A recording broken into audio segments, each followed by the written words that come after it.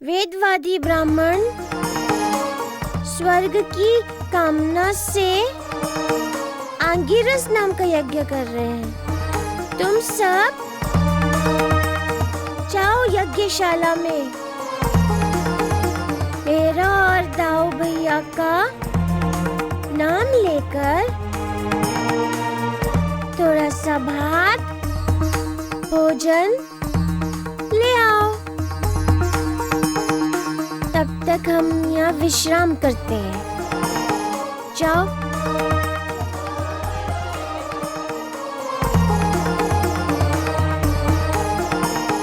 क्या लगता है तुम्हें कान्हा?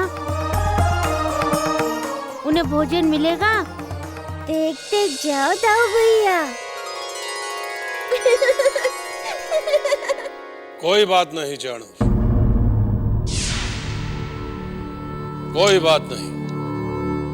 यदि प्यासा कुएं के पास नहीं आता है तो कुएं को प्यासे के पास पहुंच जाना चाहिए।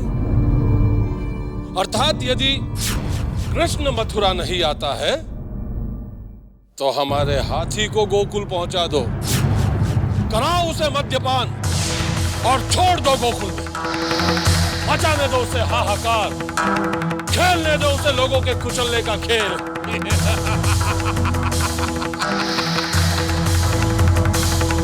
क्या बात है चलो, इस तरह मुंह लटकाए क्यों खड़े? क्या सोच रहे? क्षमा करें महाराज, आपकी योजना के पीछे उचित उद्देश्य है, परंतु क्या चाणूर?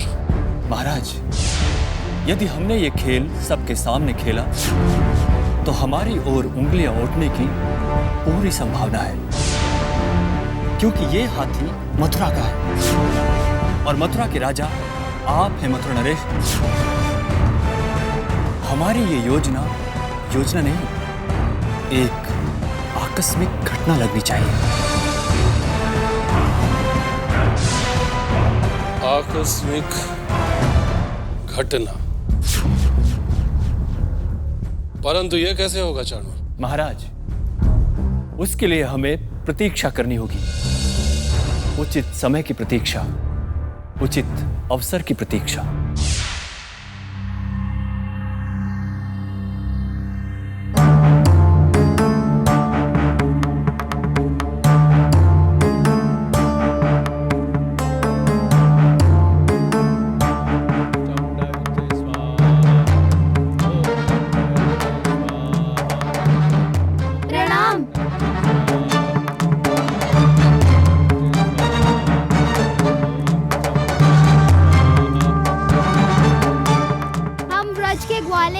यहाँ से थोड़ी दूर ही वन में अपनी गायें चराने आए हैं। प्रातः काल में बिना कुछ खाए ही हम घरों से निकल आए थे। हमारे साथ कृष्ण और बलराम भी हैं।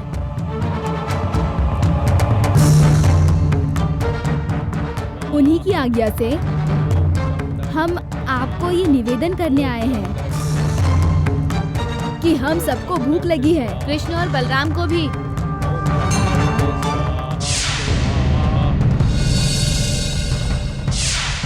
पूज्य प्रतिष्ठित ब्राह्मण देवताओं,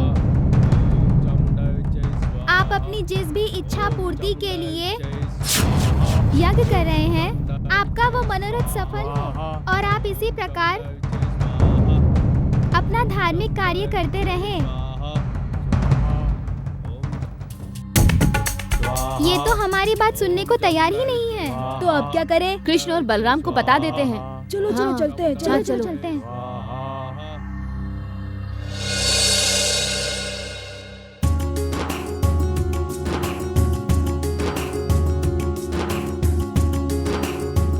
खाना मिला? नहीं मिला।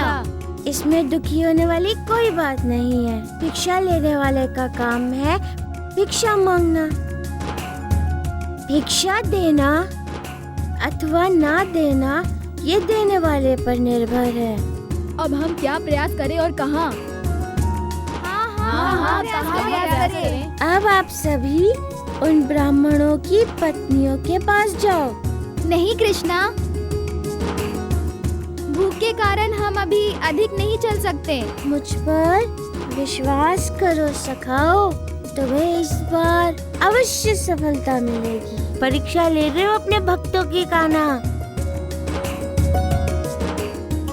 कैसे हैं वसुदेव जी? किस सोच में डूबे हैं?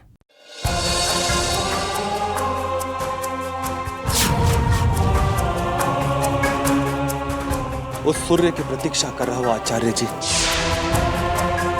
जो कंस के मृत्यु के पश्चात उदय होगा। वो सुबह आएगी ना वसुदेव जी? आएगी, अवश्य आएगी। किंतु ज्योतिषाचार्य, ये प्रश्न आप मुझसे पूछ रहे हो? आपने तो स्वयं उस पापी की कुंडली देखी है जिसमें उसका मृत्यु योग है। जब साक्षात आपकी मृत्यु आपके सामने हो तो फिर दूसरों की कुंडली कहाँ ध्यान में आती है वसुदेव जी? इस कारागृह में प्रतिदिन मुझे मेरी मृत्यु दिखाई देती है।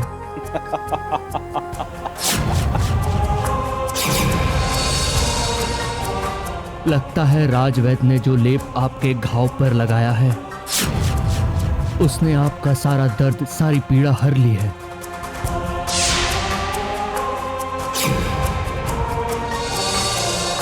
मैं कंस के हर घाव को, हर पीड़ा को, हर अत्याचार को भूल सकता हूं, परंतु मैं उन 8 घावों को कभी नहीं भूल सकता जो मेरे बच्चों की यादों के साथ जुड़े हुए हैं। आज भी वो यादें मेरी आत्मा को चीर कर रख देती है। मेरी आत्मा रक्त रंजित हो चुकी है। जब आत्मा ही रक्त से रंजित हो तो कोई औषधि, कोई लेप क्या करेगा ज्योतिषाचार्य जी? कंस का अत्याचार भी अपनी चरम सीमा पर है। इसलिए तो मैं कह रहा हूं आचार्य कि कंस अपने मृत्यु की ओर बढ़ता जा रहा है। उसके हर बढ़ते हुए अत्याचार के साथ उसके जीवन और मृत्यु की बीच की दूरी समाप्त हो रही है और शीघ्र ही वो अपने मृत्यु के द्वार पर होगा। और जिस दिन उसकी मृत्यु होगी, वो दिन हमारे हर दुख का, हमारी हर पीड़ा का अंत का दिन होगा। उस दिन मथुरा में नया सूरज उदय होगा, नई किरण के साथ। सत्य कहूँ तो मैंने ये भोजन कृष्ण के लिए बनाया है। सत्य कहूँ तो मैंने भी यही सोचकर भोजन बनाया है कि कृष्ण खाएंगे। परंतु क्या लाभ यदि कृष्ण इनका स्वाद भी न ले? हमारा भाग्य भी कैसे रूठा है हमसे। हम कृष्ण दर्शन के लिए तरस रहे हैं, परंतु हमें कृष्ण के दर्शन ही नहीं हो रहे। और हर गोकुलवासी इतना भाग्यशाली है कि उसे हर समय कृष्ण के दर्शन होते हैं। हम आपका ध्यान भंग करने के लिए हम आपसे क्षमा चाहते हैं देवियों। आपका ध्यान गोकुल के कृष्ण की ओर लाना चाहते हैं। कृष्ण? कृष्ण? क्या कहा तुमने? हाँ, गोकुल का कृष्ण। कहाँ है कृष्ण? कृष्ण और बलराम गाय चराते हुए वहाँ से थोड़ी दूर तक आ गए हैं। उन दोनों और उनके साथियों को भूख लगी है, इसलिए उन्होंने हमें आपके पास भेजा है। कृपया उनके लिए कुछ भोजन दे दीजिए। कृष्ण आया है। आज हमें कृष्ण के दर्शन होंगे गौतमी। मुझे तो विश्वास ही नहीं हो रहा। अब सोच क्या रही हो? चलो कृष्ण के लिए भोजन लेकर चलो।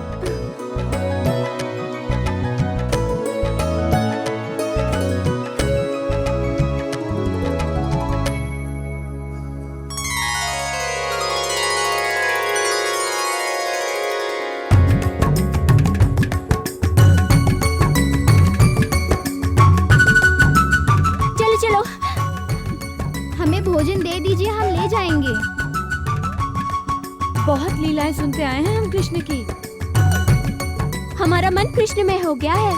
हम तो कब से इस घड़ी के लिए उत्सुक हैं कि कब हमें कृष्ण के दर्शन होंगे। ऐसा लग रहा है कि हम सब कल्प वृक्ष के नीचे बैठे हैं। इधर इच्छा व्यक्त की और उधर वो पूरी हो गई। हम स्वयं कृष्ण के लिए भोजन लेकर जाएंगी। चलो चलो बताओ कृष्ण कहाँ है? आइए।